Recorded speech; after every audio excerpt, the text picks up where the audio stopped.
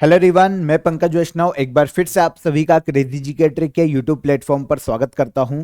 तो आज का इस सेशन आप सभी के लिए बहुत ही इंपॉर्टेंट होने वाला है, क्योंकि आज के इस सेशन में हम नवंबर 2024 के सभी इंपॉर्टेंट करंट अफेयर को वन लाइनर फॉर्म में यहां पर डिस्कस करने वाले हैं। देखिए, वैसे डेली करंट अफेयर में मैं आपको रोज करंट अफेयर डिस्कस करता हूं आपके साथ, लेकिन यहां पर हमने नवंबर 2024 के टॉप 100 इंपॉर्टेंट करंट अफेयर को यहां पर हम रिवाइज करने वाले हैं। रैपिड रिवीजन आप सभी के लिए यहां पर मैं लेकर आया हूं, जहां पर हम वन लाइनर फॉर्म में सभी 100 करंट अफेयर को समझने वाले हैं, डिस्कस करने वाले हैं।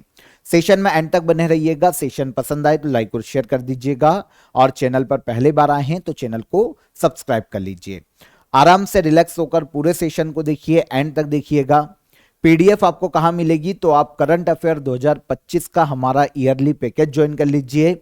वन स्टॉप सोल्यूशन है करंट अफेयर के लिए, आपके लिए, जो कि आपको ₹0 में अवेलेबल होता है। आपको नीचे डिस्क्रिप्शन में इसकी लिंक मिल जाएगी। ₹99 में आप इसे अवेल कर सकते हैं, और उसके बाद ₹99 का आपका कूपन कोड जनरेट होता है, जो कि आपको अदर किसी कोर्सेस में ₹99 का आप वहां से ऑफर ले सकते हैं, ऑफ ले सकते हैं। ठीक है, तो इस तरीके से आपको ये जो ईयरली पैकेज है करंट अफेयर का, वो फ्री ऑफ कॉस्ट पड़ जाएगा। डिस्क्रिप्शन में इसके लिंक है। आपको और कोई भी हर्डल आता है, कोई भी आपका डाउट है, तो आप हमारी सपोर्ट टीम से बात कर सकते हैं, आपकी क्वेरी वहां पर सॉल्व हो जाएगी। करंट अफेयर 2025 के ईयरली पैकेज के अलावा जीएस के लिए आप 100 आवर जीएस को ज्वाइन कर सकते हैं अक्षय सर का कोर्स है, जहां पर आपको जीएस के सभी सब्जेक्ट बहुत ही अच्छी ट्रिक और कॉन्सेप्ट के माध्यम से यहां पर पूरे क्लियर करवाए गए हैं। आपका जीएस का भी टेंशन यहां पर खत्म हो जाता है। तो one stop solution current affair 2025 और 100 आवर जीएस दोनों की ही लिंक मैंने आपको डिस्क्रिप्शन में दे दी है, वहां से आप इसे अवेल कर सकते हैं। चलिए शुरू करेंगे आज के सेशन को। नवंबर मंथ के सभी इंपॉर्टेंट टॉप 100 करंट अफेयर को हम यहां पर रैपिड रिवीजन राउंड में हम देखने वाले हैं। ध्यान से सुनिएगा पूरे सेशन को। पहला question, 100 Modi mantras a decade of India's uprising किसके द्वारा लिखी गई बुक है?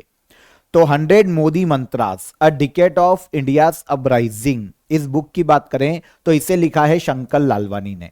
शंकर लालवानी की बात करते हैं तो मध्य प्रदेश के इंदौर से लोकसभा के सांसद हैं शंकर लालवानी। आपको इनको याद इसलिए भी रखना पड़ेगा क्योंकि भारत का सबसे स्वच्छ शहर इंदौर है, और इंदौर के लोकसभा के सांसद कौन? तो शंकर लालवानी। इन्होंने एक बुक लिखी है 100 Modi mantras a decade of India's uprising. Bharat में प्रधानमंत्री नरेंद्र मोदी का 2014 से लेकर 2024 तक का जो एक दशक का कार्यकाल है, उसमें मोदी जी की क्या क्या उपलब्धियां है, उनकी सरकार की क्या क्या उपलब्धियां है, उसके बारे में शंकर लालवानी ने अपनी इस बुक में बताया है। ठीक है, सेकंड क्वेश्चन, पद्मश्री अमिया कुमार बागची का निधन हो गया। अमिया कुमार बागची का संबंध किस क्षेत्र से है? तो अमिया कुमार बागची की बात करें तो बहुत ही फेमस एक इकोनॉमिस्ट हैं। ठीक है, इकोनॉमिक्स के क्षेत्र से इनका संबंध है। वेस्ट बंगाल में इनका जन्म हुआ था, और अर्थशास्त्र में इनके योगदान के लिए इंडियन गवर्नमेंट ने इन्हें 2005 में पद्मश्री से सम्मानित किया था। नवंबर 2024 में हाल ही में अमिया कुमार बागची का निधन हो गया। इकोनॉमिस्ट थे, 2005 में इन्हें पद्मश्री दिया जा चुका है। युद्ध अभ्यास गरुड़ शक्ति 2024 भारत और किस देश के मध्य आयोजित किया गया? तो युद्ध अभ्यास गरुड़ शक्ति 2024 का आयोजन किया गया है भारत और इंडोनेशिया के मध्य में। याद रखिएगा कि गरुड़ शक्ति वॉर एक्सरसाइज इंडिया और इंडोनेशिया के मध्य में ही आयोजित की जाती है। 2024 में यह 9th एडिशन है जिसका आयोजन किया गया। कहां पर? इंडोनेशिया के जकार्ता में। सबसे पहली बार गरुड़ शक्ति युद्ध अभ्यास की शुरुआत 2012 में की गई थी इंडिया और इंडोनेशिया की सेना के मध्य में। अब 2024 में इसका 9th एडिशन आयोजित हुआ इंडोनेशिया के जकार्ता में। 1 नवंबर 2024 को मध्य प्रदेश राज्य का कौन सा स्थापना दिवस मनाया गया? तो मध्य प्रदेश राज्य की बात करें तो इसकी जो स्थापना है मध्य प्रदेश की 1 नवंबर 1956 में की गई थी। अब 2024 में एमपी स्टेट का 69th फाउंडेशन डे सेलिब्रेट किया गया है। 69वां स्थापना दिवस है मध्य प्रदेश राज्य का। गठन हुआ था 1 नवंबर 1956 को। अक्टूबर 2024 में डॉक्टर विवेक देवराय का निधन हो गया। विवेक देवराय का संबंध किस क्षेत्र से था? तो विवेक देवराय की बात करें तो ये भी बहुत ही फेमस एक इकोनॉमिस्ट थे। इन्हें पद्मश्री दिया जा चुका है 2015 में इकोनॉमिक्स में इनके योगदान के लिए। इंपॉर्टेंट इसलिए है क्योंकि ये prime minister economic advisory council के अध्यक्ष थे। डॉक्टर विवेक देवराय इकोनॉमिस्ट थे। 2015 में इन्हें दिया जा चुका है पद्मश्री। अयोध्या में दीपावली पर कितने दीपों को एक साथ जलाकर वर्ल्ड रिकॉर्ड बनाया गया? तो अयोध्या में आपको पता है हर साल ज्यादा से ज्यादा दीपों को प्रज्वलित करने का दिवाली पर वर्ल्ड रिकॉर्ड बनाया जा रहा है। 7 बार तो बना ही चुके थे, अब खुद ही का रिकॉर्ड तोड़ा है और 25,12,585 दियों को जलाया गया है दिवाली पर अयोध्या में, जो कि Guinness book of world record बनाया गया। ठीक है, 25,12,885 दिए। ठीक है, 25 लाख प्लस। भारत का पहला एनालॉग स्पेस मिशन किस स्थान पर शुरू किया गया? तो भारत का पहला एनालॉग स्पेस मिशन शुरू किया गया है लद्दाख के लेह में। अब आपको समझना पड़ेगा कि एनालॉग स्पेस मिशन एक्चुअल में क्या है। देखिए क्या होता है कि पृथ्वी पर कहीं पर ऐसी जगह की खोज की जाए जिसकी जो कंडीशन है ना वो अंतरिक्ष में, अंतरिक्ष स्पेस स्टेशन या फिर किसी ग्रह की कंडीशन जैसी हो।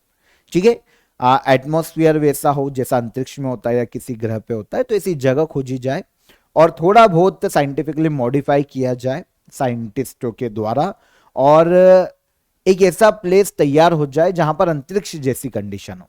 अब इससे होगा क्या, जो भी अंतरिक्ष यात्री अंतरिक्ष में जाना चाहते हैं उनको ट्रेनिंग करवाई जा सकेगी सबसे पहले कि भाई अंतरिक्ष में आपको कैसा माहौल मिलेगा उस पर्टिकुलर स्थान पर जो कि पृथ्वी पर बनाया गया है, कहीं पर भी हो। तो भारत का पहला एनालॉग स्पेस मिशन जहां पर अंतरिक्ष यात्रियों को ट्रेनिंग दी जाएगी अंतरिक्ष जैसी जहां पर कंडीशन हो, तो ये लद्दाख के लेह में शुरू किया गया है। पहला एनालॉग स्पेस मिशन है इंडिया का। 10th India international Science festival 2024 का किस शहर में आयोजन किया गया? तो 10th India international Science Festival का आयोजन किया गया है असम के गुवाहाटी में। 30 नवंबर से लेकर 3 दिसंबर तक असम के गुवाहाटी में 10वां इंडिया इंटरनेशनल साइंस फेस्टिवल का आयोजन किया गया।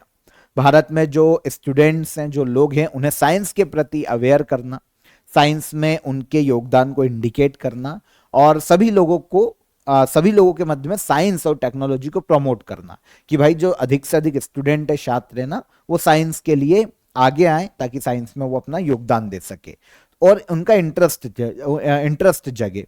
तो इसलिए 10th Indian International Science Festival का आयोजन असम के गुवाहाटी में किया गया 30 नवंबर से लेकर 3 दिसंबर तक।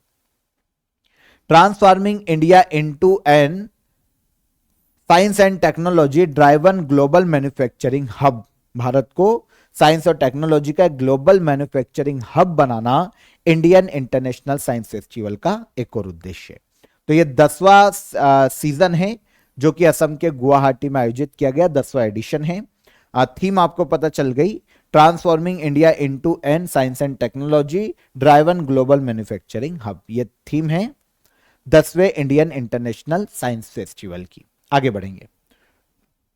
इंडिया और सिंगापुर के मध्य में द्विपक्षीय मिलिट्री एक्सरसाइज अग्नि वॉरियर 2024 कहां आयोजित किया गया? तो देखिए अग्नि वॉरियर की बात करें तो पहले तो आपको यह पता होना चाहिए कि इंडिया और सिंगापुर की आर्मी के मध्य में आयोजित किया जाने वाला एक मिलिट्री एक्सरसाइज है जिसका आयोजन हाल ही में महाराष्ट्र में किया गया है नवंबर 2024 में। महाराष्ट्र में देवलाली फील्ड फायरिंग रेंज है, यह भी एक इंपॉर्टेंट फैक्ट है जो आपको नोट करना चाहिए। देवलाली फील्ड फायरिंग रेंज हमको कहां देखने को मिलेगी? महाराष्ट्र में। यहां पर इंडिया और सिंगापुर के मध्य में अग्नि वॉरियर 2024 जो कि मिलिट्री एक्सरसाइज है, इसका आयोजन किया गया। हाल ही में अभिनेता पंकज त्रिपाठी को किस राज्य का पर्यटन ब्रांड एम्बेसडर बनाया गया? तो पंकज त्रिपाठी है ना, मिर्जापुर में है ना, त्रिपाठी जी का ही रोल किया इन्होंने। तो पंकज त्रिपाठी हैं, बहुत ही फेमस एक्टर हैं।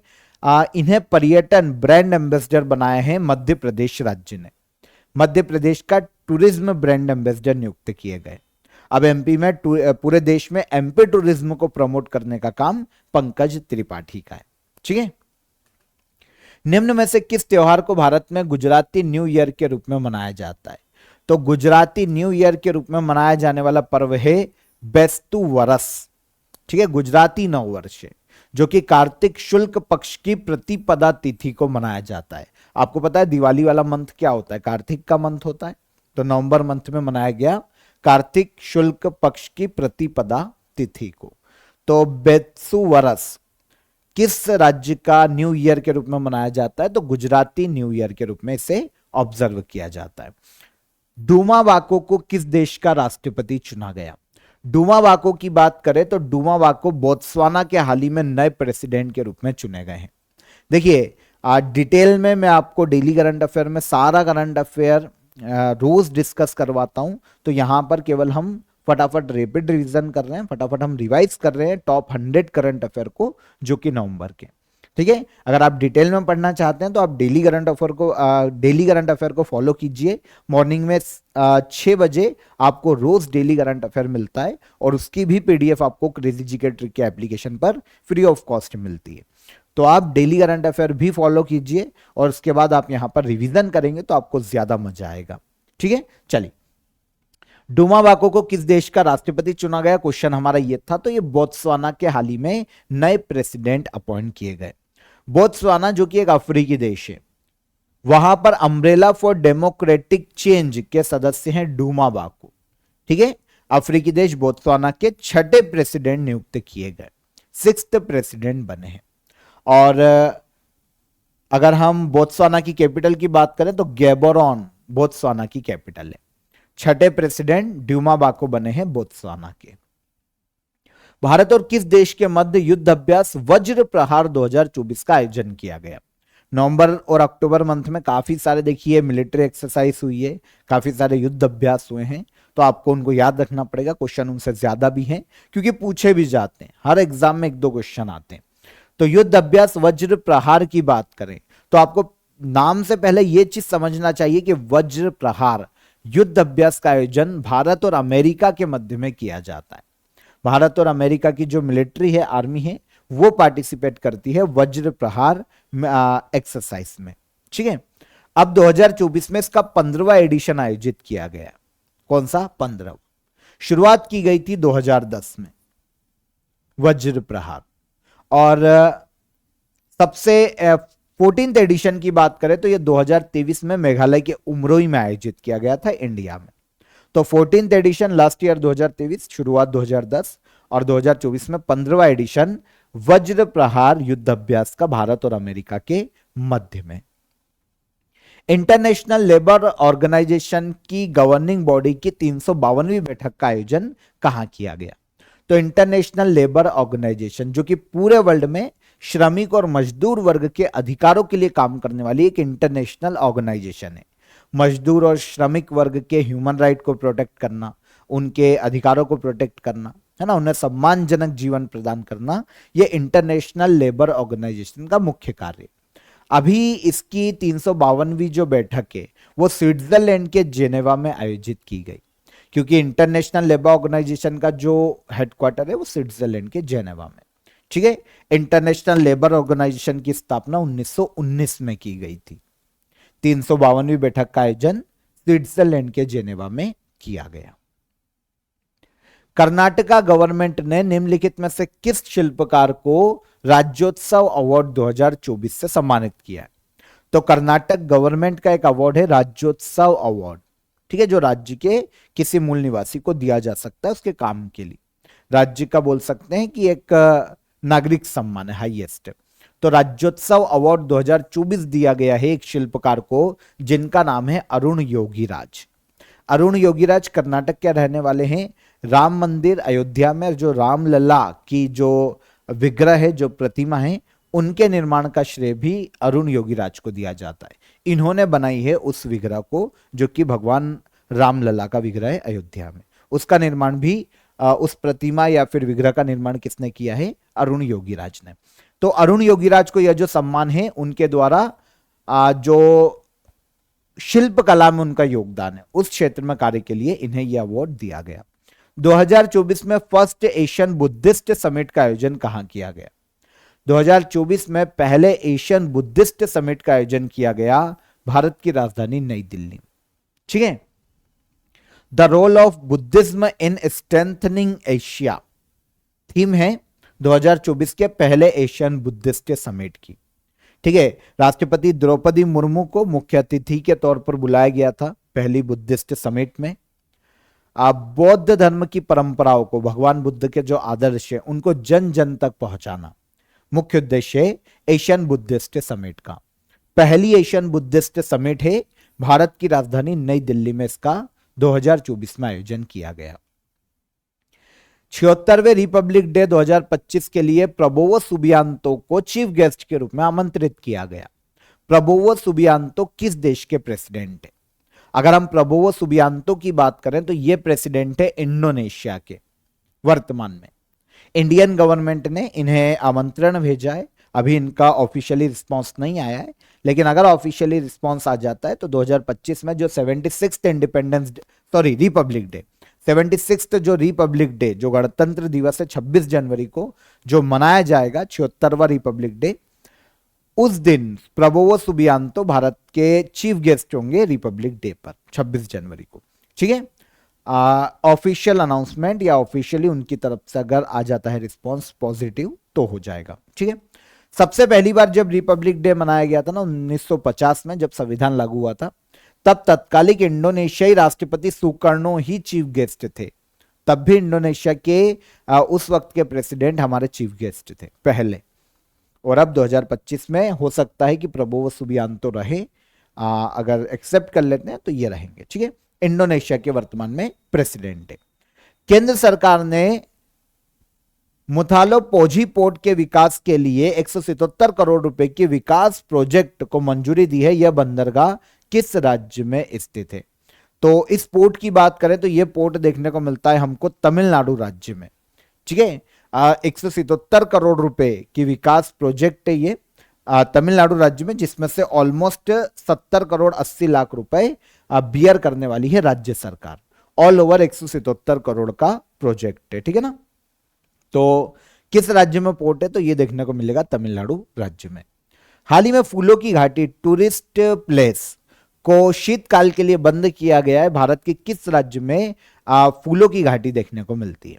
तो फूलों की घाटी की बात करें तो ये हमको देखने को मिलेगी भारत के उत्तराखंड राज्य में। 2005 में फूलों की घाटी को यूनेस्को वर्ल्ड हेरिटेज साइट में शामिल किया जा चुका है। ठीक है ना। यूनेस्को वर्ल्ड हेरिटेज साइट है 2005 में फूलों की घाटी। इसके अलावा एक शांत घाटी भी एग्जाम में पूछी जाती है जो कि भारत के केरल राज्य में देखने को मिलेगी।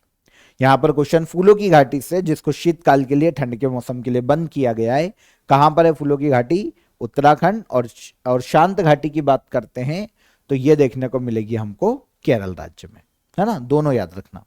भारत और वियतनाम के मध्य में युद्ध अभ्यास विनबैक्स 2024 के 5th एडिशन का आयोजन किस स्थान पर किया गया? तो विनबैक्स भारत और वियतनाम के मध्य में एक वॉर एक्सरसाइज का हाल ही में आयोजन किया गया। कहां पर? तो हरियाणा के अंबाला में। ठीक है। तो विनबैक्स की बात करें तो 2018 में इसकी शुरुआत की गई थी भारत और वियतनाम के मध्य में।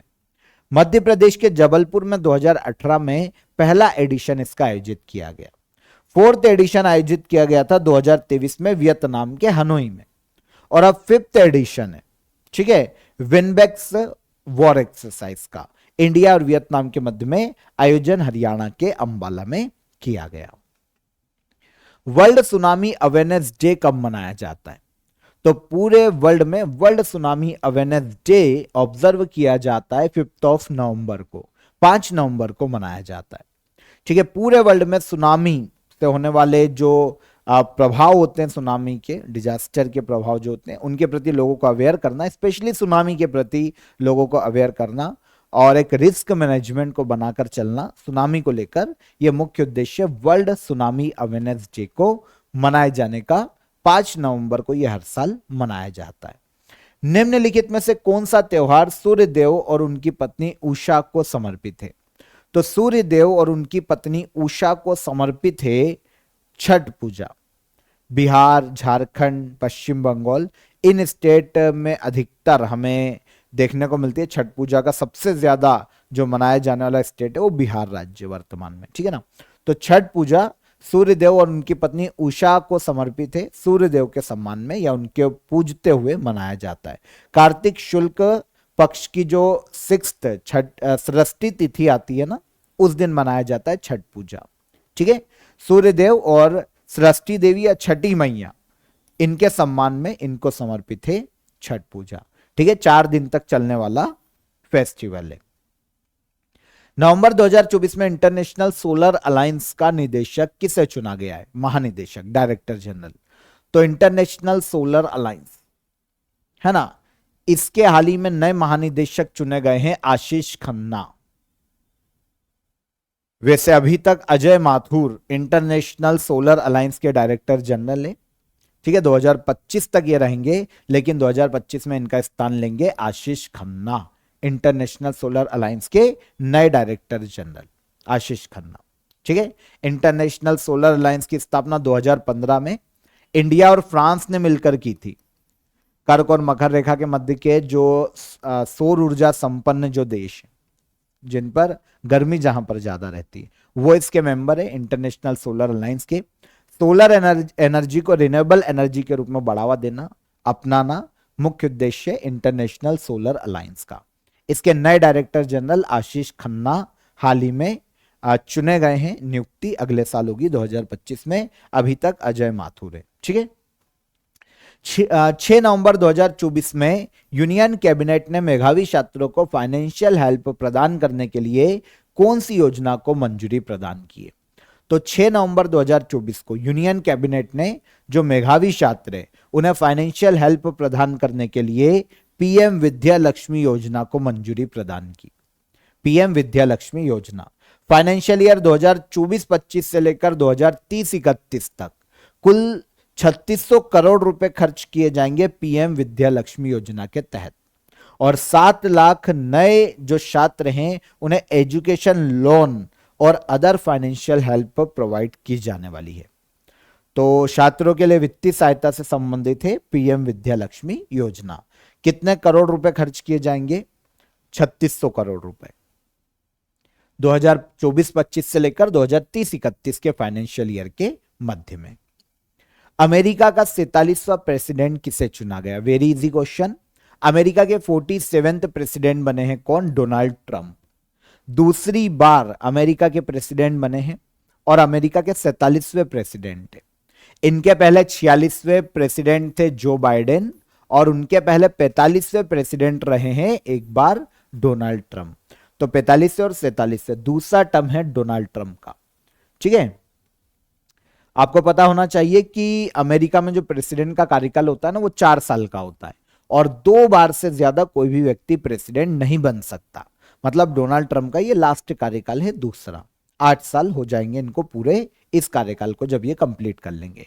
2017 से लेकर 2021 तक डोनाल्ड ट्रंप 45वें राष्ट्रपति रहे हैं अमेरिका के, और अब ये 47वें प्रेसिडेंट चुने गए हैं अभी जो अमेरिका में प्रेसिडेंट इलेक्शन हुए थे उसमें। फोक सिंगर शारदा सिन्हा का निधन हो गया। शारदा सिन्हा को किस वर्ष पद्म भूषण प्रदान किया गया था?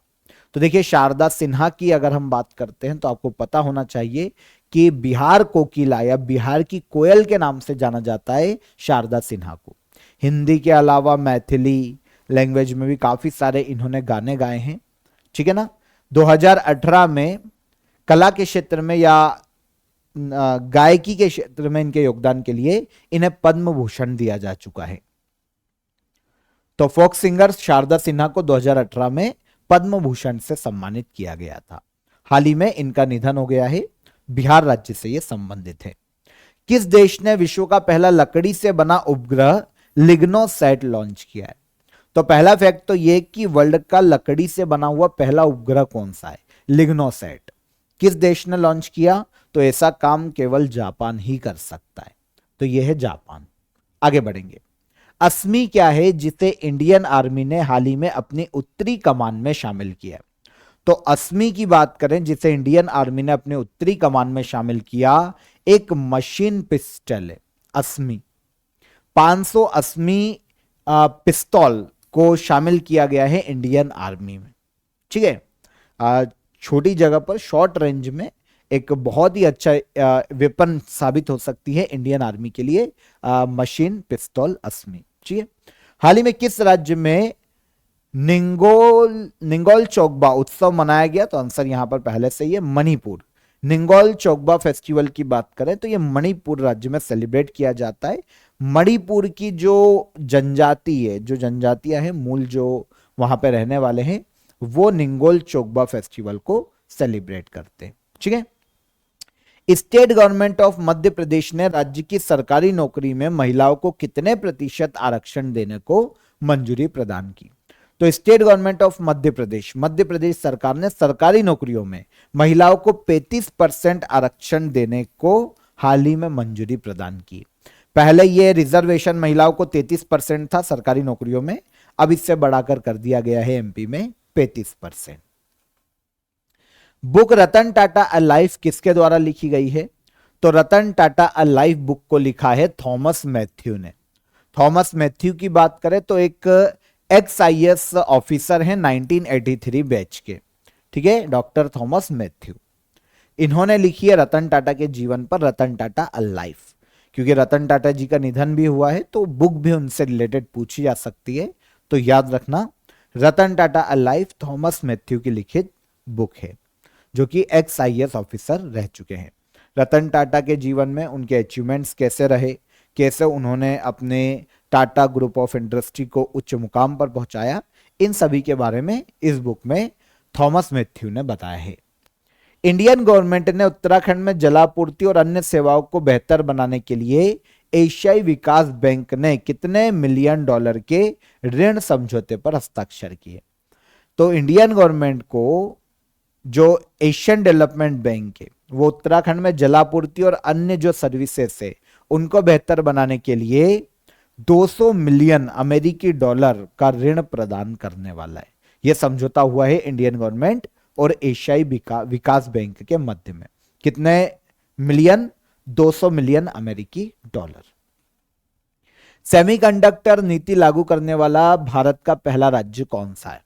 सेमीकंडक्टर नीति को लागू करने वाला भारत का पहला राज्य बना है गुजरात राज्य। ठीक है, सेमीकंडक्टर इंडस्ट्री को बढ़ावा देना, देश को सेमीकंडक्टर निर्माण में आत्मनिर्भर बनाना मुख्य उद्देश्य है सेमीकंडक्टर पॉलिसी को लागू किए जाने का। देश का पहला राज्य बना है जिसने सेमीकंडक्टर पॉलिसी को लागू किया, मध्य प्रदेश राज्य। गुजरात सरकार ने इस गुजरात सेमीकंडक्टर नीति 2022-27 को लागू करने के लिए गुजरात राज्य इलेक्ट्रॉनिक्स मिशन की स्थापना की है। 83वें इंडियन रोड कांग्रेस के वार्षिक अधिवेशन का इनॉग्रेशन किसने किया? तो 83 इंडियन रोड कांग्रेस के वार्षिक अधिवेशन का इनॉग्रेशन किया है नितिन गडकरी ने, जो कि भारत में सड़क परिवहन मंत्री है। उद्देश्य क्या है इंडियन रोड कांग्रेस का? तो सड़क निर्माण के क्षेत्र में पॉलिसी मेकिंग और रिसर्च का काम, ठीक है, इंडियन रोड कांग्रेस करती है, जिसकी स्थापना 1934 में की गई थी। इसका वार्षिक अधिवेशन का इनॉग्रेशन नई दिल्ली में नितिन गडकरी ने किया, जो कि 83वां वार्षिक अधिवेशन है। QS world university ranking Asia 2025 में कौन सी यूनिवर्सिटी पहले स्थान पर रही? QS world university ranking Asia की यूनिवर्सिटीज को रैंकिंग देती है, जैसे पूरे वर्ल्ड के लिए भी ये एक रैंकिंग निकालती है, लेकिन यहां पर एशिया 2025 है। एशिया 2025 के लिए इसने एशिया की यूनिवर्सिटीज को रैंकिंग दी है उसके परफॉर्मेंस के आधार पर कि कितनी अच्छी यूनिवर्सिटी है। तो इसमें पहले नंबर पर रखा गया है पेकिंग यूनिवर्सिटी को, पेकिंग यूनिवर्सिटी, ठीक है, जो कि चीन की यूनिवर्सिटी है। एशिया क्षेत्र से 984 यूनिवर्सिटीज को इसमें शामिल किया गया क्यूएस वर्ल्ड यूनिवर्सिटी रैंकिंग में, और इसमें पहले नंबर पर पेकिंग यूनिवर्सिटी हो गई चीन की। इंडिया की Indian institute of technology IIT Delhi को इसमें 44th रैंक पर रखा गया है, जो कि पहले मतलब सबसे इस जो रैंकिंग है उसमें सबसे ऊपर इंडिया की कौन सी यूनिवर्सिटी है? तो आईआईटी दिल्ली 44th रैंक पर। पहले स्थान पर कौन? पेकिंग यूनिवर्सिटी, और इंडिया की कोई यूनिवर्सिटी की बात करें तो 44वें नंबर पर है IIT दिल्ली। किस भारतीय खिलाड़ी ने FIH player of the year पुरस्कार 2024 का खिताब जीता है? तो FIH जो इंटरनेशनल हॉकी फेडरेशन है उसके द्वारा प्लेयर ऑफ द ईयर का पुरस्कार 2024 के लिए दिया गया है हरमनप्रीत सिंह को। किसे दिया गया? Harmanpreet Singh Indian hockey team के कैप्टन है। तीसरी बार इन्हें FIH player of the year का अवार्ड दिया गया है, क्योंकि इसके पहले 2020-21 के लिए और 2021-22 के लिए भी लगातार 2 साल FIH player of the year का पुरस्कार हरमनप्रीत सिंह को ही दिया था इंटरनेशनल हॉकी फेडरेशन ने। और अब 2024 में तीसरी बार हरमनप्रीत सिंह को player of the year award दिया गया है इंटरनेशनल हॉकी फेडरेशन के द्वारा 2024 के लिए। नवंबर 2024 में वर्ष 2024-25 के लिए federation of Indian chambers of commerce and industry, जिसे फिक्की के नाम से जाना जाता है, इसका अध्यक्ष किसे नियुक्त किया गया? तो नवंबर 2024 में फिक्की का अध्यक्ष नियुक्त किया गया है हर्षवर्धन अग्रवाल को।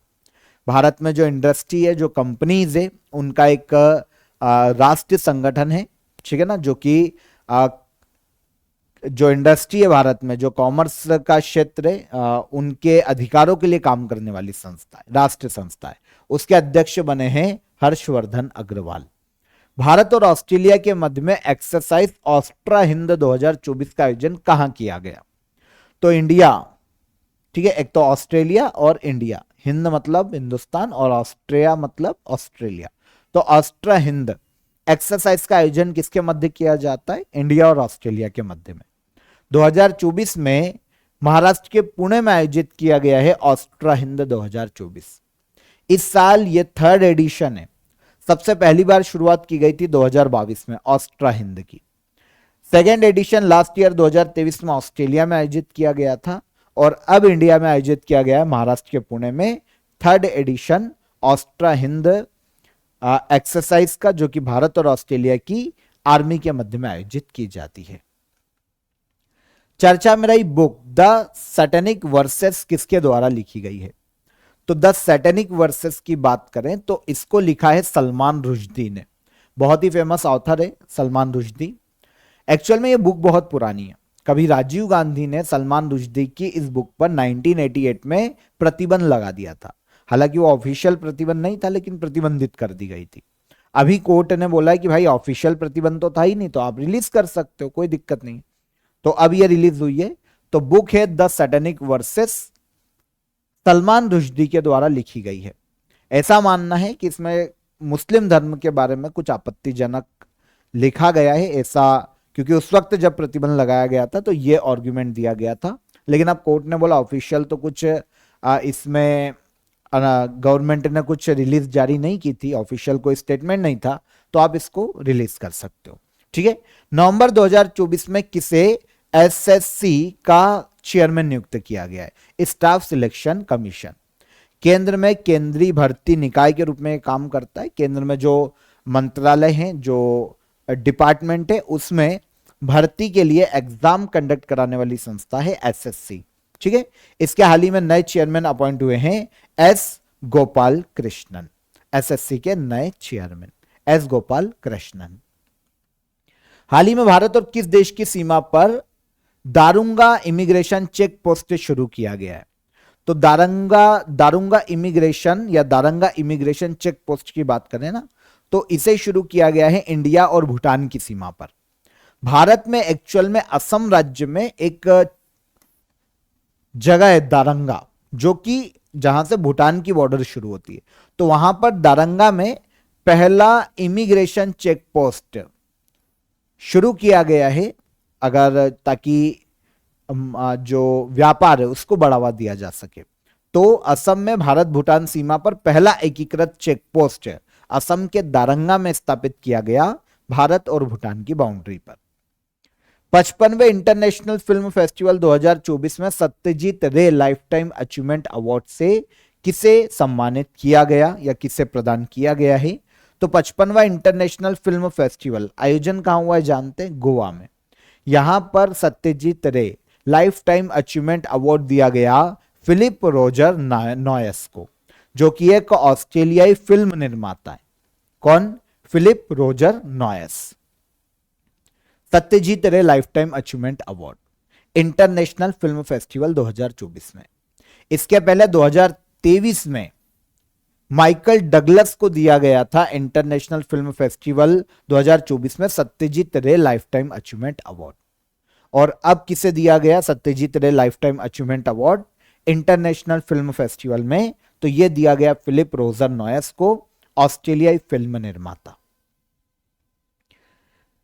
जलवायु पर यूनाइटेड नेशन की 29वीं वार्षिक बैठक मतलब COP29 का आयोजन 11 से लेकर 22 नवंबर 2024 तक निम्नलिखित में से किस देश में आयोजित किया गया? तो अजरबैजान के बाकू में आयोजित किया गया है COP29 की बैठक को, अजरबैजान के बाकू में। बहुत ही इंपॉर्टेंट क्वेश्चन है, नोट करना, ये बहुत ज्यादा पूछा जाता है। जलवायु परिवर्तन पर यूनाइटेड नेशन का जो जलवायु परिवर्तन सम्मेलन है वो कॉप के नाम से आयोजित किया जाता है। तो COP29 अजरबैजान के बाकू में 11 नवंबर से लेकर 22 नवंबर तक आयोजित की गई है। ठीक है, सबसे पहली बार कॉप की बैठक की शुरुआत 1995 में की गई थी। कॉप की 28 था ना, वो लास्ट ईयर 2023 में यूएई के दुबई में आयोजित किया गया था। COP28 दुबई और COP29 2024 में अजरबैजान के बाकू में। प्रसिद्ध हिंदुस्तानी क्लासिकल म्यूजिशियन पंडित राम नारायण का निधन हो गया। पंडित राम नारायण का संबंध किस म्यूजिकल या म्यूजिकल इंस्ट्रूमेंट से है? तो इनका संबंध है सारंगी से। ठीक है, पंडित राम नारायण, इनका जन्म हुआ था राजस्थान के उदयपुर में। सारंगी एक जो म्यूजिकल इंस्ट्रूमेंट है उसके लिए इन्हें महारत हासिल थी। तो संगीत के क्षेत्र में इनका जो योगदान रहा ना पंडित राम नारायण का, उसके लिए भारत सरकार ने 1976 में इन्हें पद्मश्री दिया था। 1991 में पद्म भूषण दिया जा चुका है और 2005 में इन्हें पद्म विभूषण से सम्मानित किया गया था। ठीक है, पंडित राम नारायण, राजस्थान के उदयपुर में इनका जन्म हुआ था। बहुत ही फेमस सारंगी वादक। ठीक है, हाल ही में इनका निधन हो गया। निम्न में से किसने 11 नवंबर को न्यायमूर्ति संजीव खन्ना को भारत के 51वें मुख्य न्यायाधीश के रूप में शपथ दिलवाई? तो सुप्रीम कोर्ट के 51वें मुख्य न्यायाधीश बने कौन? संजीव खन्ना। शपथ कौन दिलाता है सुप्रीम कोर्ट के जजों को? भारत के राष्ट्रपति। तो ऑब्वियस सी बात है द्रौपदी मुर्मू जी ने दिलवाई होगी, क्योंकि वो वर्तमान में भारत की प्रेसिडेंट के पद पर है। नवंबर 2024 में किसे अंतर्राष्ट्रीय हॉकी महासंघ का अध्यक्ष चुना गया है? अंतर्राष्ट्रीय हॉकी महासंघ का अध्यक्ष चुना गया मोहम्मद तैयब इकराम को। मोहम्मद तैयब इकराम दूसरी बार अंतर्राष्ट्रीय हॉकी महासंघ के अध्यक्ष बने। 2022 में 5 नवंबर 2022 को भारत के नरिंदर बत्रा के स्थान पर मोहम्मद तैयब इकराम को इंटरनेशनल हॉकी फेडरेशन का अध्यक्ष चुना गया था और अब लगातार दूसरी बार इनकी नियुक्ति हुई है अध्यक्ष के रूप में। इंटरनेशनल हॉकी फेडरेशन की अगर हम यहां पर बात करते हैं तो स्थापना हुई थी 1924 में। कब हुई थी? 1924। और मुख्यालय देखने को मिलता है स्विट्जरलैंड के लुसाने में। ठीक है, इंटरनेशनल हॉकी महासंघ। अध्यक्ष कौन है वर्तमान में दूसरी बार चुने गए? मोहम्मद तैयब इकराम। आगे आएंगे। वर्ष 2024 में इंडिया इंटरनेशनल ट्रेड फेयर के कौन से संस्करण का आयोजन किया गया? तो 2024 में इंडिया इंटरनेशनल ट्रेड फेयर के 43वें संस्करण का आयोजन किया गया नई दिल्ली के भारत मंडपम में। आयोजन 14 से लेकर 27 नवंबर तक। इंडिया इंटरनेशनल ट्रेड फेयर सबसे पहली बार शुरुआत की गई थी 1980 में। नवीन रामगुलाम को किस देश का पीएम चुना गया है? नवीन रामगुलाम हिंद महासागर में स्थित देश मॉरिशस के हाल ही में नए पीएम के रूप में अपॉइंट किए गए। ठीक है, वैसे देखिए नवीन रामगुलाम की बात करें तो दूसरी बार मॉरिशस के पीएम बने, क्योंकि इसके पहले ये 6ठे प्राइम मिनिस्टर रह चुके हैं 2005 से लेकर 2014 तक मॉरिशस के। अब मॉरिशस के दूसरी बार पीएम बने नवीन राम गुलाम। ब्रेकिंग बैरियर्स ब्रिजिंग गैप्स 2024 में किस दिन की थीम है? तो ब्रेकिंग बैरियर्स ब्रिजिंग गैप्स 2024 में थीम है वर्ल्ड डायबिटीज डे की। आपको पता है वर्ल्ड डायबिटीज डे कब ऑब्जर्व किया जाता है? इसे ऑब्जर्व किया जाता है 14 नवंबर को। 1991 में इंटरनेशनल डायबिटीज फेडरेशन और वर्ल्ड हेल्थ ऑर्गेनाइजेशन ने मिलकर वर्ल्ड डायबिटीज डे की शुरुआत की थी। 1991 से मनाया जा रहा है। 2024 में 14 नवंबर को breaking barriers bridging gaps world diabetes day की थीम है। हाल ही में गृह मंत्रालय ने सीआईएसएफ की पहली महिला बटालियन को मंजूरी दी है। सीआईएसएफ का गठन कब किया गया था? तो सीआईएसएफ की बात करें तो सेंट्रल इंडस्ट्रियल सिक्योरिटी फोर्स से भारत में जो सार्वजनिक उपक्रम है गेल भेल सेल जो भी है वहां पर एक अर्धसैनिक बल जो कि प्रोटेक्शन और रक्षा का काम करता है वो सीआईएसएफ है, सेंट्रल इंडस्ट्रियल सिक्योरिटी फोर्स। इसमें हाल ही में पहली महिला बटालियन को मंजूरी दी है जिसमें 1025 महिलाएं शामिल होने वाली है। यहां पर सीआईएसएफ की बात करें तो 1969 में सीआईएसएफ की स्थापना की गई थी। हेडक्वार्टर देखने को मिलता है नई दिल्ली में और आरएस भाटी वर्तमान में महानिदेशक है सीआईएसएफ के। स्थापना 1969 में सेंट्रल ने सीआईएसएफ में पहली महिला बटालियन को हाल ही में मंजूरी प्रदान की। किस इंडियन एक्टर को थाईलैंड के लिए ब्रांड एम्बेसडर बनाया गया है? तो थाईलैंड टूरिज्म को प्रमोट करने के लिए थाईलैंड सरकार ने अपना ब्रांड एम्बेसडर बनाया है सोनू सूद को। आपको पता है कोरोना में सोनू सूद जो कि एक अभिनेता है, फिल्म अभिनेता, इनके द्वारा कोविड में जो काम किया गया है ना उससे प्रभावित होकर पूरी दुनिया में काफी इनको पहचाना गया। इससे प्रभावित होकर थाईलैंड ने अपने टूरिज्म को प्रमोट करने के लिए ब्रांड एम्बेसडर बनाया है सोनू सूद को। अमेजन ने भारत के किस शहर में Amazon future engineer maker space launch किया है? तो अमेजन ने भारत में पहला Amazon future engineer maker space launch किया है कर्नाटक के बेंगलुरु में। होगा क्या? 2025 तक इस प्लेस पर जो कि अमेजन का है, ठीक है, Amazon future engineer maker space, यहां पर 4000 से अधिक छात्रों को टेक्निकल स्किल का प्रशिक्षण दिया जाएगा। वो स्टूडेंट जो कि 5th से 12th क्लास तक के हैं, ऐसे 4000 से अधिक छात्रों को टेक्निकल स्किल का प्रशिक्षण दिया जाने वाला है 2025 तक। तो ये अमेजन का पहला Amazon future engineer maker space से कहां लॉन्च किया गया? बेंगलुरु कर्नाटका में। हाल ही में किस राज्य ने सोलर फेंस परियोजना शुरू की है? सोलर फेंस परियोजना को लॉन्च किया है ओडिशा गवर्नमेंट ने, ओडिशा सरकार ने लॉन्च किया है। एक्चुअल में क्या है, जो ओडिशा में जो खेती वाले क्षेत्र है ना वहां पर जो हाथी हैं, है ना, जंगली हाथी जो होते हैं वो खेतों में घुस जाते हैं और धान की फसलों को बहुत ज्यादा क्षति करते हैं। और उसमें क्या होता है, जो खेत वाले होते हैं ना वो आसपास इलेक्ट्रिक एक फेंसिंग करवा देते हैं जिससे हाथियों को कहीं ना कहीं लॉस होता है। उनकी फसल तो बच जाती है लेकिन जानवर या हाथी कहीं ना कहीं प्रभावित होते हैं, मर भी जाते हैं। तो भाई ये जो ह्यूमन एलिफेंट कॉन्फ्लिक्ट है ना इसको हल करना और सस्टेनेबल एंड ह्यूमन मेथड से फसलों की सुरक्षा करना मुख्य उद्देश्य ओडिशा की सोलर फेंस परियोजना का, ताकि हाथियों को भी लॉस ना हो और फसलों की भी रक्षा की जा सके, तो कॉन्फ्लिक्ट खत्म किया जा सके। सोलर फेंस परियोजना है, ओडिशा ने हाल ही में से शुरू किया है। हाल ही में सुपर टाइफून मैन यी से कौन सा देश प्रभावित हुआ?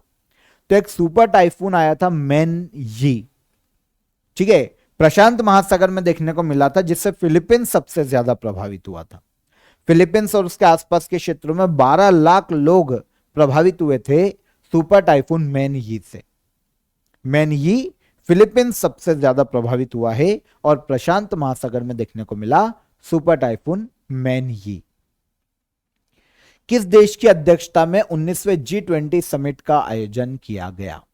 तो 19वां G20 शिखर सम्मेलन का आयोजन किया गया है ब्राजील में, ब्राजील के रियो डी जेनेरियो, ठीक है, जो कि ब्राजील का शहर है रियो डी जेनेरियो, यहां पर आयोजित किया गया था 19वां G20 शिखर सम्मेलन। वैसे आपको पता होना चाहिए कि 18th अगर हम G20 शिखर सम्मेलन की बात करते हैं तो इसका आयोजन लास्ट ईयर नई दिल्ली में किया गया था, इंडिया में, वासुदेव कुटुंबकम जिसकी थीम थी। अब जो ब्राजील में आयोजित किया गया 19वां G20, उसकी थीम की बात करें तो building a just world and a sustainable planet. ठीक है, ब्राजील में आयोजित 19वें G20 शिखर सम्मेलन की थीम है। 18 से लेकर 19 नवंबर तक यह आयोजित किया गया था। अब अगला G20 कहां आयोजित किया जाएगा, अगर क्वेश्चन यह आता है तो आपको पता होना चाहिए कि जो अगला G20 है अब वो आयोजित किया जाएगा दक्षिण अफ्रीका में। ठीक है, फिसु वर्ल्ड यूनिवर्सिटी शूटिंग चैंपियनशिप 2024 में भारत ने कुल कितने पदक जीते हैं? तो फिसु वर्ल्ड यूनिवर्सिटी शूटिंग चैंपियनशिप 2024 में भारत ने टोटल 24 मेडल अपने नाम किए। आयोजन नई दिल्ली में किया गया था। एक हाथी का प्रतीक ट्रंकी इसका शुभंकर था, मैस्कॉट था। FISU world university shooting championship 2024। ठीक है, 24 मेडल इंडिया ने अपने नाम किए हैं। 9 गोल्ड, 9 सिल्वर और 6 ब्रॉन्ज। आयोजन कहां हुआ है? आयोजन हुआ है नई दिल्ली में। ठीक है, वर्ल्ड की यूनिवर्सिटीज इसमें पार्टिसिपेट करती है, अलग अलग देशों की। इंडिया ने 24 मेडल यहां पर अपने नाम किए हैं। इंडिया के जो यूनिवर्सिटीज के शूटिंग छात्र थे, शूटिंग के जो खिलाड़ी थे, उन्होंने। 73वें मिस यूनिवर्स विक्टोरिया केयर थिलविग किस देश से संबंधित है? तो देखिए, हाल ही में मिस यूनिवर्स 73वीं मिस यूनिवर्स बनी है, कौन? Victoria Kjaer Theilvig. यह रहने वाली है डेनमार्क की, जो कि एक यूरोपीय देश है। डेनमार्क का यह पहला मिस यूनिवर्स का खिताब है जो कि डेनमार्क की किसी महिला ने या सुंदरी ने जीता है। ठीक है, आयोजन कहां हुआ था 73वें मिस यूनिवर्स का? तो आयोजन हुआ था मैक्सिको में। इसके पहले 72वीं मिस यूनिवर्स रही है शेनिस पलासियोस, जो कि निकारागुआ की थी। अब 73वीं मिस यूनिवर्स मैक्सिको 2024 में खिताब किसने जीता? डेनमार्क की विक्टोरिया केयर थिलविग ने। नवंबर 2024 में श्रीलंका के प्राइम मिनिस्टर के रूप में किसने शपथ ली? नवंबर 2024 में श्रीलंका के पीएम के रूप में शपथ ली है अनुरा कुमारा दिसानायके। एक महिला है, अनुरा कुमारा दिसानायके। श्रीलंका की तीसरी महिला है, ध्यान रखना, तीसरी महिला पीएम बनी है अनुरा कुमारा दिसानायके। सबसे पहली बार श्रीलंका की पहली महिला पीएम रही है श्रीमाओ भंडारनायके। इंपॉर्टेंट इसलिए भी है क्योंकि पूरे वर्ल्ड में किसी भी देश की पहली महिला पीएम बनने वाली महिला श्रीमाओ भंडारनायके ही थी। इनके पहले पूरे वर्ल्ड में किसी भी देश में कोई महिला पीएम नहीं बनी थी, पहली बार श्रीलंका में बनी श्रीमाओ भंडारनायके। 3 बार रही भी। फिर चंद्रिका कुमार तुंगा रही एक बार पीएम, और अब तीसरी पीएम बनी है अनुरा कुमारा दिसानायके, श्रीलंका की तीसरी महिला पीएम। ठीक है, निम्नलिखित में से किस सेंचुरी को भारत का 56वां टाइगर रिजर्व घोषित किया गया? भारत का 56वां टाइगर रिजर्व घोषित किया गया है गुरु घासीदास तमोर पिंगला सेंचुरी, छत्तीसगढ़ राज्य में स्थित है। वैसे अभी 2 दिन पहले एक नया 57वां टाइगर रिजर्व घोषित किया गया है मध्य प्रदेश में, रातापानी टाइगर रिजर्व। एमपी में 57वां टाइगर रिजर्व है देश का। नवंबर 2024 में भारत के सीएजी के रूप में किसे नियुक्त किया गया? तो controller and auditor general Bharat के सीएजी अपॉइंट किए गए हैं नवंबर 2024 में के संजय मूर्ति। ठीक है, गिरीश चंद्र मुर्मू का जो टेन्योर है ना 20 नवंबर को खत्म हुआ था, और गिरीश चंद्र मुर्मू के बाद भारत के अब नए सीएजी बने हैं के संजय मूर्ति। 14th hockey India senior mains national championship 2024 का खिताब किसने जीता है? 14th hockey India senior mains national championship का खिताब जीता है हॉकी एसोसिएशन ऑफ ओडिशा ने। 14th hockey India senior mains national championship का आयोजन हुआ था तमिलनाडु के चेन्नई में। ठीक है, हॉकी एसोसिएशन ऑफ ओडिशा ने हॉकी हरियाणा को हराया है। मतलब विनर कौन रहा? ओडिशा की हॉकी टीम, और रनर अप रही हरियाणा की hockey team. 14th hockey India senior mains national championship आयोजन तमिलनाडु के चेन्नई में। 50वीं अखिल भारतीय पुलिस विज्ञान कांग्रेस का इनॉग्रेशन किसने किया? 50वीं अखिल भारतीय पुलिस विज्ञान कांग्रेस का इनॉग्रेशन किया भारत के होम मिनिस्टर अमित शाह ने। और आयोजन कहां हुआ है? गुजरात के गांधीनगर में नवंबर 2024 में। 50वीं अखिल भारतीय पुलिस विज्ञान कांग्रेस। आगे बढ़े। भारत और किस देश के मध्य में चेन्नई व्लादिवोस्तोक मैरीटाइम कॉरिडोर शुरू किया गया है? तो एक समुद्री कॉरिडोर है। कौन सा? चेन्नई व्लादिवोस्तोक। किसके मध्य शुरू किया गया? तो इसको शुरू किया गया है भारत और रशिया के मध्य में। किसके मध्य में? भारत और रशिया।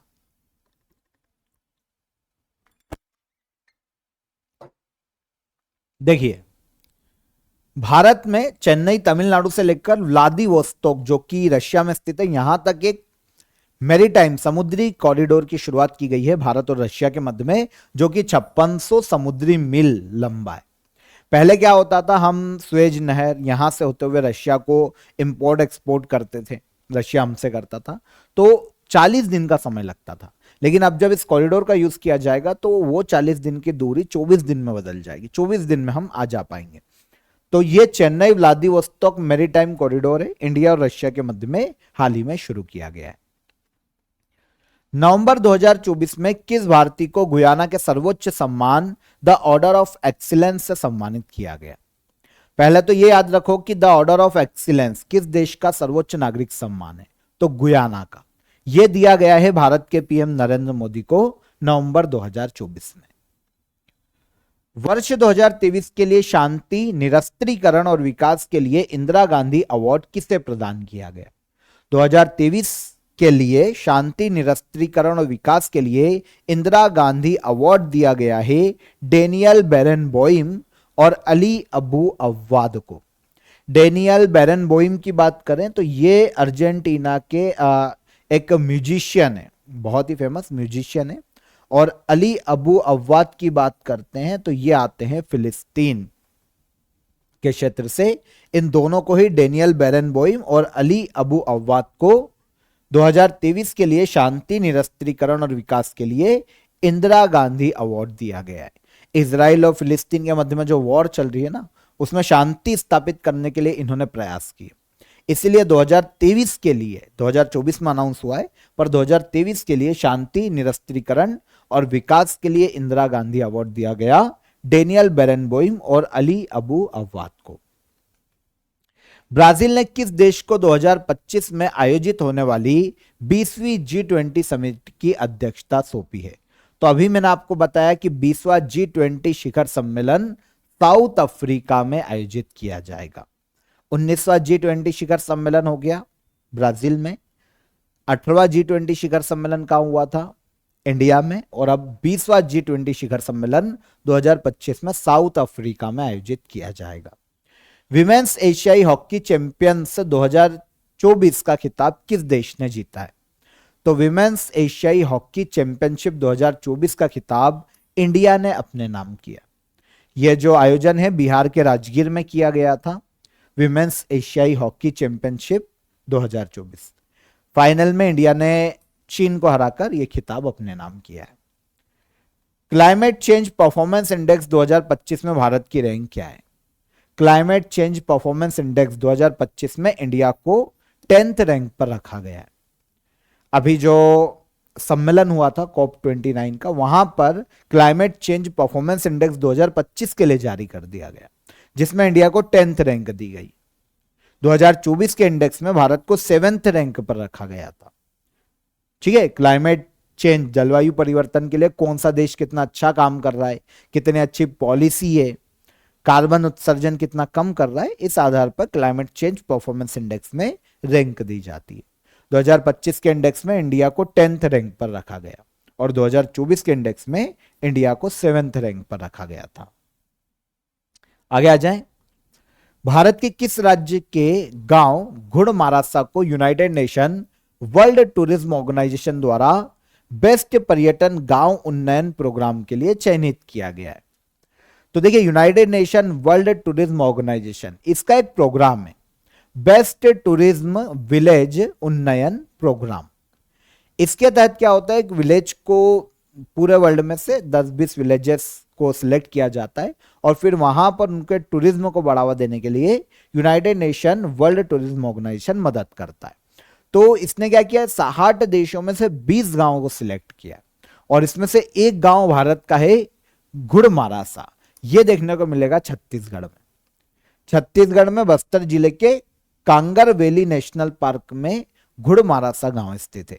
इसकी जो संस्कृति है, जो लोकेशन है ना, जो इसका इतिहास है, उसके आधार पर गुड़मारासा गांव को United Nation World Tourism Organisation द्वारा बेस्ट टूरिज्म विलेज उन्नयन प्रोग्राम के लिए चयनित किया गया है। गुड़मारासा गांव छत्तीसगढ़। अब United Nation World Tourism Organisation इसके विकास के लिए, यहां पर पर्यटन को डेवलप करने के लिए काम करेगा। निम्न में से किस भारतीय संगीतकार को यूनाइटेड नेशन ने क्लाइमेट एडवाइजरी का ग्लोबल ब्रांड एम्बेसडर बनाया है? तो यूनाइटेड नेशन ने क्लाइमेट एडवाइजरी का ग्लोबल ब्रांड एम्बेसडर बनाए हैं पंजाबी रैपर है भारत के शुभ। ठीक है, अब पूरे वर्ल्ड में ये क्लाइमेट चेंज के लिए एडवाइस देते हुए नजर आएंगे, क्लाइमेट के लिए लोगों को और वर्ल्ड के देशों को जागरूक करते हुए नजर आएंगे। तो भारतीय संगीतकार हैं पंजाबी रैपर शुभ। नवंबर 2024 में आईसीसी द्वारा जारी की गई रैंकिंग के अनुसार दुनिया में बेस्ट टी20 ऑलराउंडर कौन से हैं, या टी20 ऑलराउंडर प्लेयर कौन है? तो यह है हार्दिक पांड्या। यहीं पर आपको पता चल जाएगा। ठीक है, आईसीसी ने नवंबर 2024 में एक रैंकिंग जारी की थी जिसमें बेस्ट टी20 ऑलराउंडर खिलाड़ी की कैटेगरी में पहले स्थान पर रखा गया हार्दिक पांड्या को। ठीक है, अगला भी आ गया। निम्नलिखित में से कौन सा देश इंटरनेशनल सोलर अलायंस का 104वां मेंबर बनाए? तो यह है आर्मेनिया। देखिए, इंटरनेशनल सोलर अलायंस की अभी हमने बात की थी, इसका 100वां सदस्य देश बना था पराग्वे। 101वीं मेंबर कंट्री बनी थी नेपाल। 103वीं मेंबर कंट्री बनी थी सीरिया। वैसे इतनी याद करने की जरूरत नहीं है, 100वां याद करो क्योंकि 100वां देश है, पराग्वे मेंबर बना। और अब 104वां देश सदस्य बना है आर्मेनिया। किसका? इंटरनेशनल सोलर अलायंस का। किस मिनिस्ट्री द्वारा भारत का पहला artificial intelligence data bank launch किया गया? तो देश का पहला artificial intelligence data bank launch किया गया है ministry of science and technology के द्वारा। है क्या? भारत में जितने भी रिसर्चर्स हैं, जितने भी साइंटिस्ट हैं, है ना, जितने भी स्टार्टअप्स हैं, उन सभी के लिए एक ऑथेंटिक डेटा उन्हें प्रोवाइड किया जाए जो पूरी तरीके से सही हो। इसके लिए एआई डेटा बैंक के माध्यम से ऐसे डेटा को प्रोवाइड किया जा सकेगा जिसकी एक्यूरेसी बहुत ज्यादा हो, यूज बहुत ज्यादा हो। तो यह देश का पहला आर्टिफिशियल इंटेलिजेंस डेटा बैंक को लॉन्च किया है ministry of science and technology ने। हाइनरिच फाउंडेशन और आईएमडी द्वारा जारी किए गए सस्टेनेबल ट्रेड इंडेक्स 2024 में भारत की रैंक क्या है? सस्टेनेबल ट्रेड इंडेक्स की यहां पर बात की गई है ना। ट्रेड कितना स्मूथली किस देश में किया जाता है, तो इस इंडेक्स में 30 देशों को शामिल किया गया और इंडिया को 23 रैंक पर रखा गया है। पहली रैंक पर रखा गया न्यूजीलैंड, सेकंड पर यूनाइटेड किंगडम और तीसरी रैंक सबसे आखिरी में दी गई है रशिया को।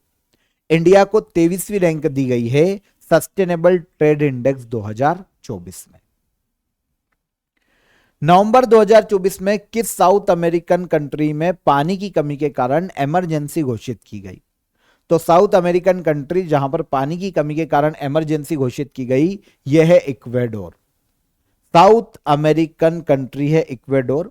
बहुत भीषण सूखा पड़ रहा है यहां पर और जंगल में आग भी लग गई थी, बहुत पानी की किल्लत है, इसलिए 60 दिन की नेशनल इमरजेंसी घोषित की है इक्वेडोर ने, जो कि एक दक्षिण अमेरिकी देश है। किस देश ने बिली जिन किंग कप 2024 का खिताब जीता? बिली जिन किंग कप 2024 का खिताब अपने नाम किया है इटली ने। इस कंपटीशन की बात करें पहले तो टेनिस का एक टीम टूर्नामेंट है। सभी देश के जो टेनिस प्लेयर होते हैं ना, वो एक टीम के रूप में पार्टिसिपेट करते हैं। महिला टेनिस प्लेयर, यहां पे ध्यान रखना, महिलाओं की इंटरनेशनल टेनिस चैंपियनशिप है। इसी के समान डेविस कप पुरुषों के लिए होता है, ध्यान रखना। तो ये Billie Jean King Cup 2024 international tennis championship है महिलाओं की, अभी आज आयोजित किया गया था, जिसमें इटली ने स्लोवाकिया को फाइनल में 2-0 से हराकर 5वीं बार बिली जिन किंग कप का खिताब जीता। तो बिली जिन किंग कप में विनर हो जाता है इटली और रनर अप हो जाता है स्लोवाकिया। निम्न में से किस भारतीय को नवंबर 2024 में doctor Martin Luther King Junior World Peace Prize से सम्मानित किया गया? तो यह दिया गया है भारत के पीएम नरेंद्र मोदी को, doctor Martin Luther King Junior World Peace Prize. अल्पसंख्यकों के अधिकारों की सुरक्षा करना और उनके हितों में काम करने के लिए भारत के पीएम नरेंद्र मोदी को doctor Martin Luther King Junior World Peace Prize से हाल ही में सम्मानित किया गया। International Day for the Elimination of Violence Against Women कब मनाया जाता है? महिला हिंसा उन्मूलन दिवस, अंतर्राष्ट्रीय महिला हिंसा उन्मूलन दिवस, यह मनाया जाता है 25 नवंबर को। ठीक है। निम्नलिखित में से किसने जेसीबी प्राइज फॉर लिटरेचर 2024 जीता है? साहित्य के लिए जेसीबी प्राइज जीता है उपमन्यु चटर्जी ने। इनका एक उपन्यास है Lorenzo searches for the meaning of life. क्या होता है, एक लॉरेंजो नाम का एक लड़का होता है, उसका एक्सीडेंट हो जाता है, उसके बाद उसकी लाइफ में जो जो चेंजेस आते हैं ना, उसकी जो टफ होती है ना लाइफ, उसके बारे में इस बुक में बताया गया है। तो जेसीबी प्राइज दिया गया है साहित्य के लिए उपमन्यु चटर्जी को, उनके उपन्यास Lorenzo search for the meaning of life के लिए। नवंबर 2024 में झारखंड असेंबली इलेक्शन के बाद किसे झारखंड का सीएम नियुक्त किया गया? तो झारखंड में अभी चुनाव हुए थे, 81 विधानसभा सीटें हैं झारखंड में। यहां पर जब इलेक्शन हुए ना, तो सबसे बड़ी पार्टी बनी है झारखंड मुक्ति मोर्चा, ऑलमोस्ट 34 सीटें झारखंड मुक्ति मोर्चा ने जीती। बीजेपी का अलायंस, कांग्रेस का अलायंस है, तो कांग्रेस के अलायंस के साथ मतलब ऑल ओवर इंडिया गठबंधन ने झारखंड मुक्ति मोर्चा के साथ मिलकर अपनी गवर्नमेंट बनाई, और झारखंड मुक्ति मोर्चा की क्योंकि सबसे ज्यादा सीटें आई, इसीलिए झारखंड मुक्ति मोर्चा के जो मेंबर हैं हेमंत सोरेन, ये बने हैं झारखंड में सीएम, हेमंत सोरेन। ठीक है, झारखंड के एक बार फिर से सीएम बने क्योंकि पिछली बार भी यही थे। अजरबैजान के बाकू में आयोजित कॉप 29 में वर्ष 2035 तक क्लाइमेट चेंज के प्रभावों से निपटने में जो विकासशील देश है, उनकी सहायता के लिए हर साल कितने बिलियन डॉलर की सहायता पर सहमति बनी?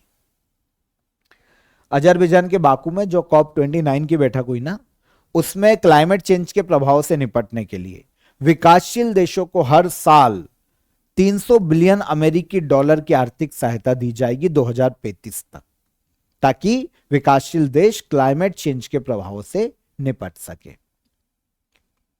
25 नवंबर को नई दिल्ली में इंटरनेशनल कोऑपरेटिव कॉन्फ्रेंस 2024 का इनॉग्रेशन किसने किया? तो 25 नवंबर को नई दिल्ली में इंटरनेशनल कोऑपरेटिव कॉन्फ्रेंस का इनॉग्रेशन किया भारत के पीएम नरेंद्र मोदी ने। ठीक है, जो कोऑपरेटिव संगठन है, जो ऑर्गेनाइजेशन है, सहकारी संगठन, उनको कैसे प्रमोट किया जा सकता है, कैसे उनके अस्तित्व को मजबूत किया जा सकता है, इन सभी पर इंटरनेशनल कोऑपरेटिव कॉन्फ्रेंस का आयोजन नई दिल्ली में किया गया। ठीक है, अंतर्राष्ट्रीय सहकारिता वर्ष 2025 का भी यहां पर इनॉग्रेशन किया गया है, ध्यान रखना। तो भारत मंडपम में इंटरनेशनल कोऑपरेटिव कॉन्फ्रेंस 2024 का आयोजन किया गया। इनॉग्रेशन किसने किया? भारत के पीएम नरेंद्र मोदी ने। डेविस कप 2024 का खिताब किस देश ने जीता? तो बिली जिन कप महिलाओं का टेनिस टूर्नामेंट, उसी तरीके से डेविस कप पुरुषों का टीम टूर्नामेंट है, इसका खिताब जीता है इटली ने, और वो भी इटली ने ही जीता था। इटली ने यहां पर नीदरलैंड को हराकर टेनिस टूर्नामेंट डेविस कप 2024 का खिताब जीता है। डेविस कप की शुरुआत 1990 में की गई थी, याद रखना। ठीक है, 1890 में की गई थी सबसे पहली बार। भारत में नेशनल कॉन्स्टिट्यूशन डे कब मनाया जाता है? भारत में नेशनल कॉन्स्टिट्यूशन डे मनाया जाता है 26 नवंबर को, 26 नवंबर को मनाया जाता है। इस दिन भारत के संविधान को अपनाया गया था 26 नवंबर 1949 को, है ना। तो नेशनल कॉन्स्टिट्यूशन डे या नेशनल लॉ डे के रूप में भी, विधि दिवस के रूप में भी 26 नवंबर को ही मनाते हैं। नवंबर 2024 में कैबिनेट ने पेन 2.0 प्रोजेक्ट को मंजूरी दी है। पेन 2.0 प्रोजेक्ट का संबंध किस मिनिस्ट्री से है? तो पेन 2.0 की बात करें तो यह फाइनेंस मिनिस्ट्री से संबंधित है। पेन कार्ड जो है उसका डिजिटलाइजेशन किया जाना पेन 2.0 प्रोजेक्ट है। हाल ही में फाइनेंस मिनिस्ट्री ने इसे मंजूरी प्रदान की है। सेंट्रल कैबिनेट ने मंजूरी दी है, फाइनेंस मिनिस्ट्री से संबंधित है पेन 2.0 प्रोजेक्ट। नवंबर 2024 में कितने करोड़ रुपए के बजट के साथ नेशनल नेचुरल फार्मिंग मिशन को कैबिनेट ने मंजूरी दी? तो नेशनल नेचुरल फार्मिंग मिशन के लिए सेंट्रल कैबिनेट ने 2481 करोड़ रुपए मंजूर किए। कितने? 2481 करोड़ रुपए। नेचुरल फार्मिंग को बढ़ावा देना, उसका विकास करना मुख्य उद्देश्य है नेशनल नेचुरल फार्मिंग मिशन का। 2481 करोड़ रुपए कैबिनेट ने इस योजना के लिए हाल ही में मंजूर किए हैं।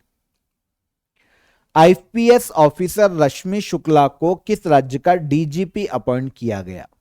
तो रश्मि शुक्ला की बात करें तो यह हाल ही में डीजीपी अपॉइंट हुई है महाराष्ट्र राज्य की। वैसे ये पहले भी महाराष्ट्र की डीजीपी थी, लेकिन नवंबर की शुरुआत में जब इलेक्शन आने वाले थे तो नेशनल इलेक्शन कमीशन की सिफारिश पर इनको हटा दिया गया था। अब इलेक्शन हो गए तो एक बार फिर से रश्मि शुक्ला डीजीपी अपॉइंट की गई, डायरेक्टर जनरल ऑफ पुलिस। कहां पर? महाराष्ट्र में। ठीक है, यहां पर याद रखना चाहिए कि रश्मि शुक्ला महाराष्ट्र की पहली महिला डीजीपी है। बंगाल की खाड़ी में आए साइक्लोन फेंगल का नामकरण किस देश ने किया? तो बंगाल की खाड़ी में एक तूफान आया था, साइक्लोन आया था फेंगल, जो कि तमिलनाडु के तटों से टकराया था। इसका नामकरण किया है सऊदी अरब ने, सऊदी अरेबिया ने। 9th इंटरनेशनल गीता महोत्सव 2024 का आयोजन किस राज्य में किया गया? तो गीता कहां कही गई थी भगवान श्री कृष्ण के द्वारा? हरियाणा के कुरुक्षेत्र में। तो 9th इंटरनेशनल गीता महोत्सव का आयोजन भी हरियाणा के कुरुक्षेत्र में ही किया गया है। हाल ही में यूनियन कैबिनेट ने किस राज्य में हियो जल विद्युत परियोजना के निर्माण को मंजूरी दी है? हियो जल विद्युत परियोजना, इसका निर्माण किया जाएगा अरुणाचल प्रदेश राज्य में। सेंट्रल कैबिनेट ने इस योजना के लिए 3689 करोड़ रुपए प्रदान किए हैं। इस हियो जल विद्युत परियोजना की कुल उत्पादन क्षमता 240 मेगावाट है। अरुणाचल प्रदेश राज्य में इसे शुरू किया जाने वाला है। साउथ अमेरिका देश उरुग्वे का राष्ट्रपति किसे चुना गया? तो दक्षिण अमेरिकी देश उरुग्वे के नए राष्ट्रपति चुने गए हैं यामांडू ओरसी। ठीक है, फॉर्मर प्रेसिडेंट लुइस लेकेले पोउ के स्थान पर यामांडू ओरसी को उरुग्वे का नया प्रेसिडेंट हाल ही में अपॉइंट किया गया नवंबर 2024 में। एनिमल हस्बेंड्री स्टैटिस्टिक्स 2024 के अनुसार निम्नलिखित में से कौन सा स्टेट सबसे बड़ा मिल्क प्रोड्यूसर स्टेट है? तो हाल ही में देखिए एनिमल हस्बेंड्री स्टैटिस्टिक्स 2024 रिपोर्ट आई है, इसमें सबसे बड़ा मिल्क प्रोड्यूसर है उत्तर प्रदेश। ये जो रिपोर्ट है ना, देखिए milk production, egg production, meat production और ऊन प्रोडक्शन की बात करती। इसमें बताया गया है कि 2023-24 का जो फाइनेंशियल ईयर था ना, उसमें मिल्क प्रोडक्शन पूरे देश में ऑलमोस्ट 239 मिलियन टन रहा है। सबसे ज्यादा उत्तर प्रदेश ने ऑलमोस्ट 16.21%, पूरे देश में जो 100% दूध उत्पादित हुआ होगा उसमें से ऑलमोस्ट 16.21% का दूध किसने उत्पादित किया है? उत्तर प्रदेश राज्य ने, सबसे बड़ा मिल्क प्रोड्यूसर। अंडों की बात करें तो 142.77 बिलियन अंडे उत्पादित हुए। ठीक है, आंध्र प्रदेश ने 17.85% सबसे बड़ा अंडा प्रोड्यूसर है Andhra Pradesh. Meet 10.25 million ton produce हुआ है, सबसे बड़ा मीट उत्पादक है वेस्ट बंगाल 12.62%। ऊन की बात करें तो 3.69 मिलियन किलोग्राम, जिसमें राजस्थान ने ऑलमोस्ट 47.53% ऊन उत्पादित किया है, आधा ऊन उत्पादित किया है राजस्थान ने। इस तरीके से सबसे बड़ा मिल्क प्रोड्यूसर कौन हो जाता है? उत्तर प्रदेश राज्य। ये अदर जो डेटा है वो भी दे दिया है मैंने आपको, एक बार देख लेना। ठीक है, पीडीएफ ले लेना आप, तो वहां पर मिल जाएगा। नवंबर 2024 में एशियन डेवलपमेंट बैंक का 11वां अध्यक्ष किसे चुना गया? एशियन डेवलपमेंट बैंक का 11वां अध्यक्ष बने हैं मासातो कांडा। जापान के जो वर्तमान में पीएम और फाइनेंस मिनिस्टर है ना, उनके सलाहकार है, मतलब जापानी है, मासातो कांडा। एशियन डेवलपमेंट बैंक के 11वें अध्यक्ष बने। एशियन डेवलपमेंट बैंक 19 दिसंबर 1966 को स्थापित हुआ था। फिलीपींस के मनीला में हेडक्वार्टर है और 69th मेंबर देखने को मिलते हैं एशियन डेवलपमेंट बैंक में। लेटेस्ट जुड़ा था इस साल इजराइल। नेटवर्क रेडीनेस इंडेक्स 2024 में भारत की रैंक क्या है? देखिए, नेटवर्क रेडीनेस इंडेक्स की बात करें ना, तो किस आधार पर जारी किया जाता है? एक्चुअल में टेक्नोलॉजी का कितना अच्छा यूज करके कौन सा देश अपनी जनता को सबसे ज्यादा सहूलियतें दे रहा है, गवर्नमेंट सेक्टर में हो कहीं भी हो, इस आधार पर नेटवर्क रेडीनेस इंडेक्स तैयार किया जाता है। इस साल 133 देशों को इसमें शामिल किया गया 2024 के इंडेक्स में, और भारत को 49th रैंक पर रखा गया। लास्ट ईयर इंडिया की रैंक 60 थी, मतलब हमने टेक्नोलॉजी का यूज करने में कहीं ना कहीं बहुत ज्यादा प्रोग्रेस की। तो अब 60 से हमारी रैंक हो गई 2024 में 49। कुल देश कितने? 133। पहले नंबर पर है यूएसए, सेकंड पर सिंगापुर और थर्ड पर फिनलैंड। इंडिया 49 और सबसे लास्ट में रखा गया है 133वें नंबर पर यमन को। 2026 में Asian rifle and pistol cup की मेजबानी कौन सा देश करेगा? तो 2026 में एशियन राइफल और पिस्टल कप इंडिया में आयोजित किया जाएगा। किस राज्य में 12वें इंटरनेशनल टूरिज्म मार्ट का आयोजन किया गया? 12वें इंटरनेशनल टूरिज्म मार्ट का आयोजन किया गया है असम में। ठीक है, उद्घाटन भारत के जो केंद्रीय पर्यटन और संस्कृति मंत्री है गजेंद्र सिंह शेखावत, इन्होंने किया है। 12वां इंटरनेशनल टूरिज्म मार्ट असम राज्य में आयोजित किया गया। नवंबर 2024 में देश में रिसर्च आर्टिकल्स और जर्नल्स तक देशव्यापी पहुंच प्रदान करने के लिए केंद्र सरकार ने कौन सी योजना को मंजूरी दी? तो वन नेशन वन सब्सक्रिप्शन। देश में जो रिसर्च आर्टिकल्स हैं, जो स्टूडेंट या किसी व्यक्ति के द्वारा लिखे गए हों, उन्हें हर व्यक्ति तक पहुंच मिले, इसके लिए एक प्लेटफॉर्म डेवलप किया जाएगा ताकि सारे अलग रिसर्चर्स जो हैं, जो स्टूडेंट्स हैं, वो इन रिसर्च आर्टिकल्स का यूज करके इनोवेशन कर सके या फिर और रिसर्च कर सके। तो इस योजना के लिए अगले 3 साल में 2025, 26 और 27 के लिए 6000 करोड़ रुपए अलॉट किए गए हैं केंद्र सरकार के द्वारा। One nation one subscription. 55वें international film festival of India 2024 में किस फिल्म ने गोल्डन पीकॉक अवार्ड जीता है? आयोजन कहां हुआ था? अभी मैंने आपको बताया, गोवा में। यहां पर देखिए, गोल्डन पीकॉक अवार्ड जो कि बेस्ट फिल्म को दिया जाता है, यह टॉक्सिक मूवी को दिया गया है। ठीक है, टॉक्सिक मूवी को। और सिल्वर पीकॉक अवार्ड होता है जो कि बेस्ट डायरेक्टर को दिया जाता है, यह दिया गया बोगदान मुरेसानू को, जो कि रोमानिया के डायरेक्टर है। इनकी मूवी है the new year that never came. ठीक है, तो गोल्डन पीकॉक और सिल्वर पीकॉक दोनों याद रखना। गोल्डन पीकॉक टॉक्सिक मूवी को। 55वें international film festival of India में प्रसार भारती ने अपने ओटीटी प्लेटफॉर्म को लॉन्च किया है। ओटीटी प्लेटफॉर्म का नाम क्या है? तो प्रसार भारती, जो कि एक गवर्नमेंट का ऑर्गेनाइजेशन है, इसने एक ओटीटी प्लेटफॉर्म लॉन्च किया है ताकि भारत में कल्चर से रिलेटेड जितने भी प्रोग्राम्स आते हैं उनको ओटीटी प्लेटफॉर्म पर दिखाया जा सके। तो इस ओटीटी प्लेटफॉर्म को नाम दिया गया है वेव्स। 12 से अधिक भारतीय भाषा जैसे हिंदी, इंग्लिश, बंगाली, तमिल, तेलुगु, ऐसे लैंग्वेजेस में यह प्लेटफॉर्म 12 से अधिक लैंग्वेजेस में उपलब्ध होगा। वेव्स। लास्ट क्वेश्चन है, किस भारतीय संस्था को ओपीसीडब्ल्यू हेग प्राइज 2024 से सम्मानित किया गया? तो ओपीसीडब्ल्यू हेग प्राइज दिया गया है इंडियन केमिकल काउंसिल को। इंडियन केमिकल काउंसिल को यह जो पुरस्कार है ना, केमिकल इंडस्ट्री के विकास में, इसके मैनेजमेंट में, इसके लिए इनोवेशन में जो बढ़ावा देने के लिए इनका योगदान है, इंडियन केमिकल काउंसिल का, इसके लिए इसे ओपीसीडब्ल्यू हेग प्राइज 2024 से सम्मानित किया गया है। क्लियर?